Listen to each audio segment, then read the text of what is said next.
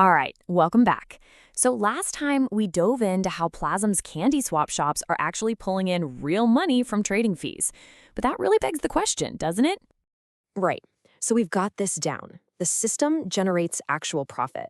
It's a real business making real money. So how does that profit over there make the token that you're holding more valuable? That is the million-dollar question. And the answer is this really cool mechanism called buy and burn. Now, to get this, we don't need some complex financial chart. Nope. We just need to go back to the schoolyard. So imagine your school principal decides to create this really special series of star stickers.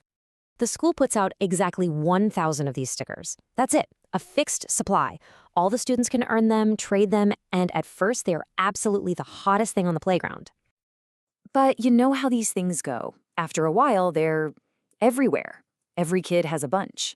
And when something is everywhere, it just stops feeling special, you know? The hype kind of dies down.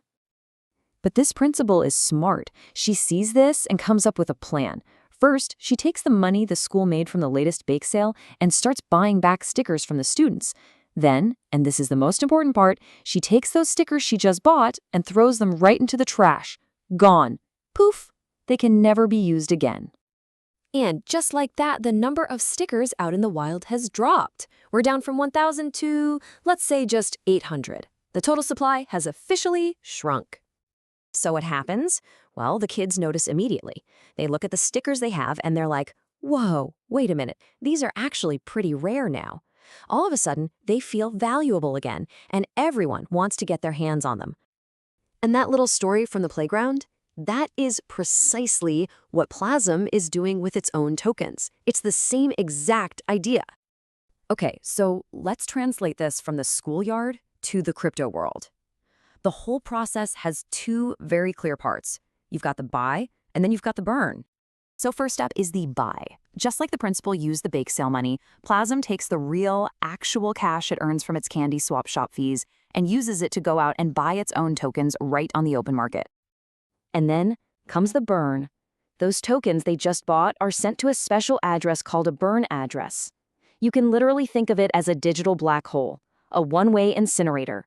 Once tokens go in there, they are gone for good. They can never be touched, moved, or brought back. Ever. Okay, so we're just deleting tokens from existence. But why is that such a good thing?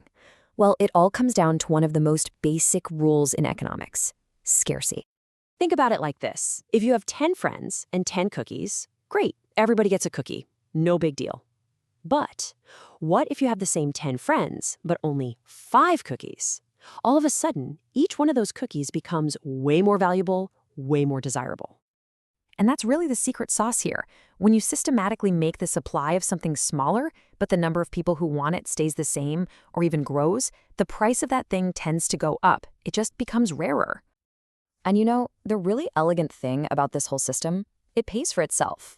Plazm isn't just printing new tokens out of thin air to do this. It's using the profits from its actual business.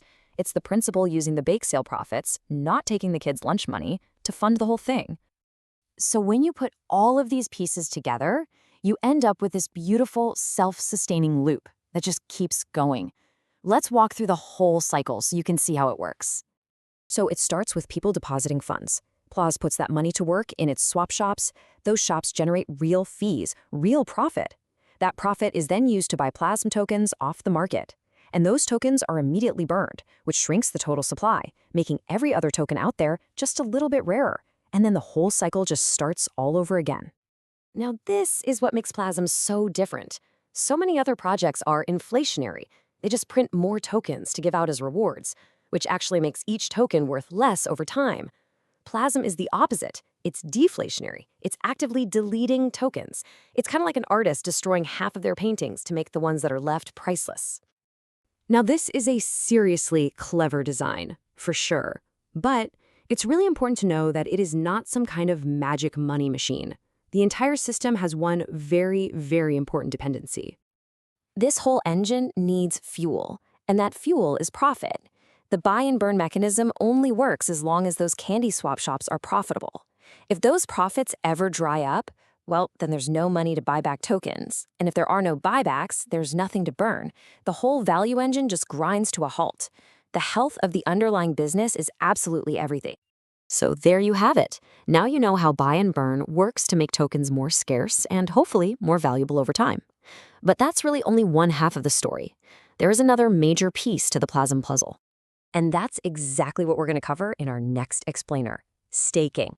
We're going to break down how just locking up your Plazm can be like having a piggy bank that actually pays you extra candy. It's going to be a good one. I'll see you there.